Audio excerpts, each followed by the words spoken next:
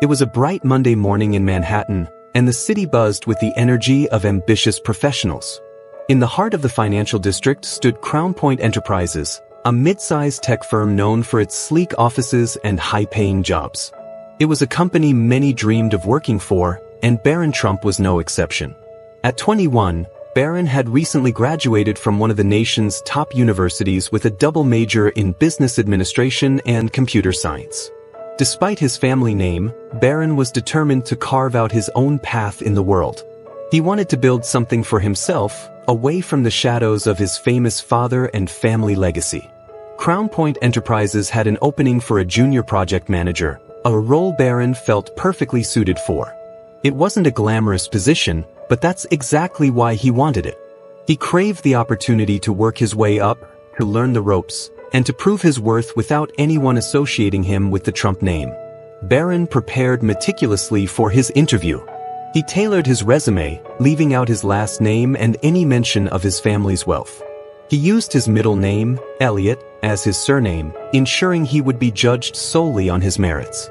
On the day of the interview, Barron arrived at the Crown Point office dressed in a sharp, tailored suit.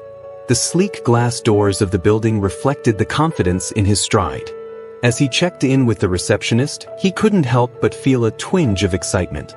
"Mr. Elliott, your interview is scheduled in conference room B," the receptionist said with a polite smile. "Thank you," Barron replied, making his way toward the room. Inside the conference room, he was greeted by Mr. Jeff Simmons, the company's head of human resources, and Rebecca Clark, a senior project manager who would be his direct supervisor if he got the job. They exchanged pleasantries before diving into the interview. At first, everything seemed to be going well. Barron answered questions about his educational background, his experience managing small teams during university projects, and his passion for technology and innovation. "I see here that you've interned with over the next few weeks." Barron delved into research about Crown Point Enterprises. He analyzed their financial statements, studied their market strategy, and even reached out to former employees to gain insight into the company's operations. What he discovered was intriguing. While Crown Point was successful, it had been struggling to innovate in recent years. Its competitors were rapidly outpacing it in the tech space. Barron saw an opportunity. With his connections, resources, and knowledge of the industry, he could make a move that would not only shake the company to its core but also set the stage for a bold new chapter in his life. Within 3 months, Barron quietly began acquiring shares in Crown Point Enterprises.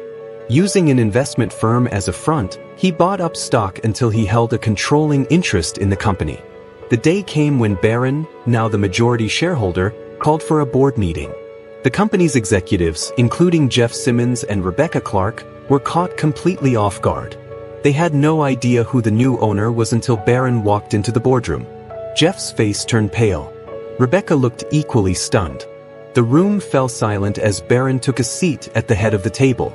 "Good afternoon, everyone," Barron began, his voice calm yet commanding. "As many of you may already know, I recently acquired a controlling stake in Crown Point Enterprises. Effective immediately, I will be assuming the role of CEO." Jeff stammered. "Mr. Elliott, Mr. Trump, we had no idea." Barron cut him off. "You didn't know because I didn't want you to. I've been watching this company closely, and while it has great potential, there are serious issues that need to be addressed." Over the next hour, Barron laid out his vision for Crown Point Enterprises. He emphasized innovation, employee morale, and a commitment to excellence.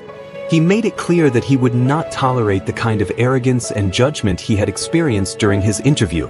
From this moment forward, Barron declared, every employee, regardless of their position or background, will be treated with respect.